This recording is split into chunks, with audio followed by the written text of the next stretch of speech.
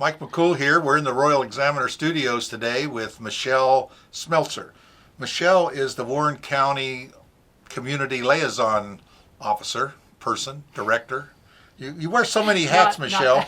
Anytime there's something that needs to be done in the community, you can just call Michelle because she's got her finger, I think, dipped in everything going on. And that's what a liaison officer does. You kind of coordinate what's going on. You work for the Department of Social Services. That's your primary employment, but yes. You seem to be everywhere. I know the last time we were talking about the fire department, and we were talking about the, you name it, everything. But today we're going to talk about thermal shelter because winter will be among us. Will be starting anytime soon. Well, sooner than you think. Sooner than we want. And we were talking that looks like in December, actually doors will start opening again from our local churches that are doing this. So tell us a little bit about what the thermal shelter is or what it isn't. Well, the thermal shelter is just housing homeless over the winter months, and the churches are a huge part of this. We have a very small board that organizes the weeks and the shelters and the volunteers, but the churches are the ones that make it happen. And we move week to week to a different church. So we'll be starting on December 21st this year and going it's every night until we end April 5th, I believe is a Saturday. And that will be the last day. So it's Saturday to Saturday, and we'll be starting this year, as we did last year with New Hope Bible Church. They do it the week of Christmas, and then we'll be moving on. We're starting to schedule the churches now for their weeks. So what kind of, in total, how many people did you help last year? Well, last year about 35 individuals. They're not there. All 35 aren't there every night, but that's how many came through the thermal shelter. Right. So what are we looking at, 10, 12, 15? About something like that, 10 to 15 a night, yes. And what's the requirements for someone to take advantage of this? It's only for adult men and women, and that's the requirement. There are no children because it's a low barrier shelter. So we do not do background checks on the men and women that are there. So therefore, no children can be there at the time that the shelter guests are there. Right. So it's all come and churches will take care of them. Mm-hmm. Give them a place to sleep. Exactly. They get dinner. We have cots that we have set up, and so they have a warm place to stay. They have volunteers that come in and do the dinners. They have breakfast. Usually it's a to-go type of breakfast, sure. And also lunch that they leave with. We also try to offer other things. Like sure. I work for social services, so I go through and make sure everybody has SNAP if they qualify, has Medicaid if they qualify, right. And whatever other services there are out there that they may qualify for. So we have other individuals that come in Northwestern. Sometimes we have people come in from Northwestern, right. And if we have someone with alcohol or drug abuse, we try to hook them up with some kind of service for them. So clothing, food, we try to make sure that they're comfortable when they're there. So what can the public do to help? Well, our biggest expense is our payroll. So we hire 2 night managers a night, one from 6 p.m. to about midnight, and one from midnight until about 6 or 7 a.m. And so there's always a paid person every single night. So 7 days a week. In conjunction with maybe someone from the church. Yes, in conjunction with volunteers, but we always make sure there's a paid person, and they're the ones that are in charge, basically. We do need to have a volunteer from the church there, but we always have a paid person. So that's our biggest expense, and it's about $1,100 to $1,200 a week for our payroll. And so that's what most of our money goes to is payroll. We have insurance, we have liability insurance, sure. we have a van and we pay insurance for that, and a trailer.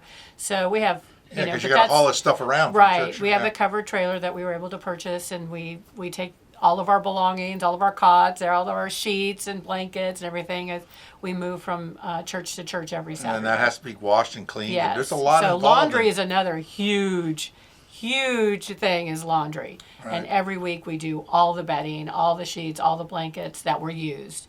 And we go to Front Royal Laundry, and they're great, super nice people there. And but that is another pretty big expense, about 40 or more dollars a week. Right. Just So on the who do we contact for this? Well, you can contact me. All right. Well, we'll put your contact information below the video in the story, so people can Okay. get hold of who to make the donation out to. And Right. now the thermal shelter is it its own entity then? Yes, we have applied for our 501c3. So we've sent off all the paperwork to the IRS. We're just waiting to hear back. And so we've got it. We're our own little So entity. people can obviously give us a cash donation, possibly volunteer to assist if they're, and typically members of their churches that are around are trying to. They Right. take it on as a ministry. Right. And we have some churches that aren't big enough, or maybe don't have the facilities to house or to host Right. the thermal shelter, but they will partner up with another church maybe, and they'll provide the food. Or so we do have churches partnering with churches to help out. And we have 2 new churches that came on board this year. We're always looking for more, because we Right. have about 4 or 5 churches that do 2 weeks, because we need those extra Right. weeks. They So- step up when Yes, they have been. you don't want to call great. on to them. You want to keep them in reserve, but because they'll help. There are a few churches that I have on speed dial, and they probably hope. I wish that We I'd we lose won't their mention their number. name, but No. because that way everybody will think it's them. Right. But we No, don't the wanna do churches, that. the pastors, the coordinators that we work with, the volunteers. I mean, they're phenomenal. I can't say enough about the churches that have participated in this. I think they enjoy it. They like doing it. Sure. And Well, without them, we wouldn't be able to do it. Well, so, the blessing is in the giving, right. not always necessarily in the receiving. So, Right. so giving the help and doing the things, I think there's a blessing in that as well. I'm sure people and get that. they enjoy interacting with the guests, and they're great. Our guests are great people. They're fun. They're easy to talk to. They're not your stereotypical picture that you see of homeless Pushing the garbage, pushing yeah, the that's- shopping cart down the. That's not who is there. I mean, these are people that Just down on have their great luck. personalities, and So they're does some? struggling. Have you seen an habitual homeless, or do you see people pulling, yeah, getting yeah. themselves, as a helping hand? They're both. Especially the ones that have alcohol or drug addictions. It's been very difficult. Very. We've had a couple that we've helped all winter that have passed away. One recently passed away, and it's very sad. It's a really they're great people. They're easy to talk to, but they struggle.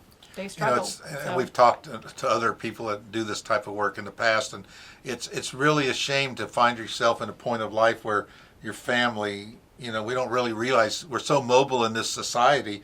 We really don't realize how easy it is to get disconnected from your family. Right.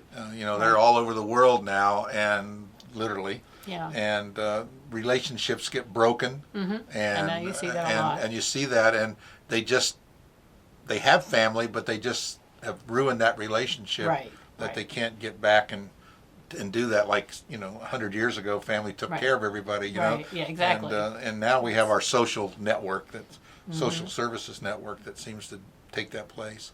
If you want, let's touch just a few minutes on the House of Hope, Okay. because that's kind of like not the same thing, but Right. it's an assistance, helps some men here in the community. So House of Hope is basically the next step. It's only for men, and these are men that are at the point where they want to be self-sufficient and get a job. And some of the men that come in already have jobs, Right. and some and we enforce that. There's a life management program that our director Randy Brown has developed for them, and they go through budgeting, and some have fines, some have child support, back child support. So a lot of them come in with already a debt that they have to pay. Right. And so And nothing left over. right, nothing left over for rent and all of that. So they're able to stay there. They're evaluated every couple months to see, where they are. And as long as they're making progress, then then it's kind of flexible how long they stay. It's not a place to stay forever. It's not a shelter where they can just come in every night and No, go no. to I heard sleep. they have some rules. There's a lot of rules. You have to be drug and alcohol free, and you're tested every day, especially for alcohol. Yeah. And you have to be able to find employment, or be able to. And if you're not able, if you're disabled, maybe on SSI or something, if there is a way to get you to a place where you're self-sufficient, and that going out and looking for an apartment and getting on lists for subsidized housing or whatever it takes. Right, right. Because I talked last year to Mark, and he was telling me, you just don't lay around there all day. Right. You know, They're it's- not there during the day. No, it's up and out. I Right. mean, they want you out, trying to you're- find a job or working. Exactly. And looking for people to go to that next step. They want to help people that want to help themselves. Right. If you don't have that, then pretty much we're going to take our resources and put it into people that really want to get better and to move up. Right. Yeah. And that's like the name. It's the House of Hope. We're trying to give you hope and not be so down. Life can Right. be better. It can, yes. And we've really made great strides in the last year or so, and we're looking at possibly getting into a new location. We're actively searching for a property to purchase. We're not purchasing it, but we have someone Sure. that has Another angel. an angel that has come to us saying that they would be possibly willing to purchase property. So if you have a piece of property out there Sure. that you think might be a good place for House of Hope, please get in touch with me, and we'd like to look at that. Well, I think the House of Hope have been good neighbors. I can Good, remember excellent neighbors, when it yes. started, there was a little controversy. Oh, no one wants it in their backyard. They're thinking it's going to be a drug infested. Right. Typically what you Yeah. you see on TV. Right. But it's not that at all. No. And they've been No, good they're very- neighbors, and they keep really. So if you're thinking about not wanting it in your backyard, there'll be good neighbors, and so Yeah, I don't think it excellent. has that. They're very helpful, Yes. and the neighbors that they do have, go to them if they need help with Sure. something. They go to the house, and there's always a couple guys are willing Right, to help right. them do whatever. Yeah, I've they're had calls. doing. I've know some people that are there, and I called up a friend of mine. You got a job for this guy, and he said, and it was great. Hired him and put him to work. So. Yeah, there's if you need help doing something, give the House of Hope a call, and there's might be very, someone there. very possible that there'd be somebody there that'd be able to help them out. Yeah. Well, so I'll put the contact information for the House of Hope as well. Okay. And your contact information for the thermal shelter. Anything else you got your finger in this week? I know you do a always- lot, but Yeah, these are the two. Well, one thing I guess I'll mention is, I have the app for the iPhone. It's a resource app for Warren County. It's only available on Apple. We're still looking for funding to get it onto Android. But if you have an Apple computer, Apple phone, you can download the Warren County VA resource app, and there's lots of resources there for people, when it comes to food, housing, mental health, places you can volunteer, a lot of different, all of the agencies in Warren County. So it's a great resource. Well, I know you've been very helpful for people that I've worked with to try to get some assistance and help them, and really the organization, the whole department they're there to help people, Yes. and they're not putting up too many roadblocks, so to Right. speak. I mean, there's always paperwork, but Yeah, that's but it. but they're there to help, and they've gone way beyond what you would normally expect. I think everybody's been really great to work with and things. So. Yeah, everybody's really, really nice. And I think there. they're there because they want. I mean, that's a job that Yeah. you just don't go apply for a job there and try. You have to really want to do that kind of work. Right. It's I like wanna kind of help going people. into the ministry. You have to have a calling to Yes. to work in those kind of jobs. It's great that people do that as well. But the thermal shelter is coming up in December. A lot of money needs to be raised before that time, so please check out Michelle's contact, get her call to her, get her an email. And we have a group on Facebook? Facebook. So Okay. it's a thermal shelter of Front Royal. It's a group.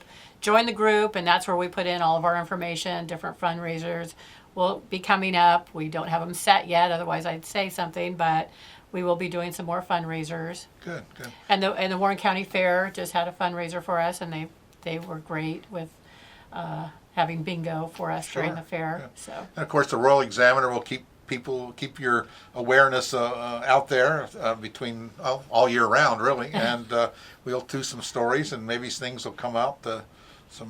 If you can find some success stories, we'll try to Okay. promote those and keep things encouraged and keep the fundraising going throughout the year. And again, we thank you for all the good work you do. And thank you. appreciate that. I know you don't get Enjoy it. patted on the back too many times. But we do appreciate all you do. It's really great. Thanks for coming out and thank talking you. to us. Thank you.